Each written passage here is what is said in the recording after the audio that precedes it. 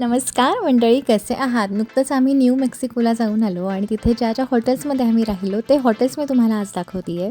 तुम्हाला असं वाटेल की त्यात काय एवढं विशेष, परंतु इथले जे हॉटेल आहेत हे इतर हॉटेल्सपेक्षा वेगळे होते, कारण हे बांधले गेले आहेत रेड सँड, माती आणि क्लेपासून. एरवी आपण सहसा इथे वुडन किंवा सिमेंटचे बघतो, परंतु इथे यांचा नॅचरल कलरसुद्धा त्यांनी तसाच ठेवला होता, पेंटिंगसुद्धा केलं नव्हतं. पहिला मी तुम्हाला हा टूर देते हॉटेल एल्डोराडो, जे आमचं सँटाफेमधलं हॉटेल होतं.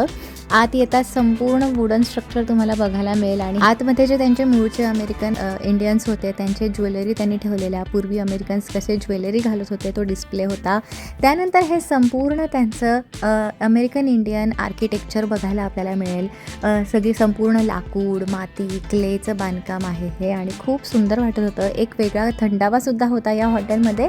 जनरली इथलं टेम्परेचर खूप जास्त असतं इथे, त्यामुळे हे सगळं इथे मातीचं बांधकाम त्यांचं करण्यात आलं आहे. ही आमची सँटाफेमधली रूम होती. हे हॉटेल अगदी सँटाफेच्या डाऊनटाऊनमध्ये सेंटरला होतं, त्यामुळे आम्हाला सगळीकडे इझी ॲक्सेस होता.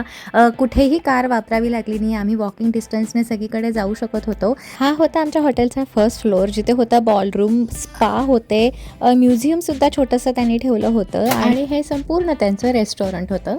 तर हे होतं आमचं पहिलं हॉटेल. आता मी तुम्हाला आमचं नेक्स्ट हॉटेल दाखवते आहे, जे होतं अल्बॅकर्कीला. इथे आत येताच खूप क्यूट आणि कोझी आम्हाला वाटत होतं. सगळीकडे त्यांचं अमेरिकन इंडियन आर्किटेक्चर, वर असे छान वुडनचे त्यांचे फ्रेम्स लावलेल्या त्यांनी. आणि ही आमची दुसरी रूम अल्बॅकर्कीमधली. ही सुद्धा खूप सुंदर होती, परंतु इथे आजूबाजूला फिरण्यासारखं जास्त नव्हतं. वॉकेबल डिस्टन्सला आम्हाला सगळीकडे कारनेच जावं लागलं. आता मी तुम्हाला बाहेरून हे दाखवते हॉटेल कसं आहे. आजूबाजूचा परिसर खूप सुंदर बघण्यासारखा होता आणि हे सारखं असं हॉटेल आपल्याला अमेरिकेत बघायला मिळत नाही. हे आम्हाला खूप वेगळं वाटलं. अर्थातच हे सगळं मातीचं, क्लेचं आणि रेड सँडपासून बनवलेलं. तर इथे जी ही लाल माती आहे ती त्याच्या विटा बनवल्या जातात आणि हे बांधकाम तिथे केलं जातं. तर हे आमचं सेकंड हॉटेल होतं. तुम्हाला दोघांपैकी कुठलं आवडलं जरूर कळवा.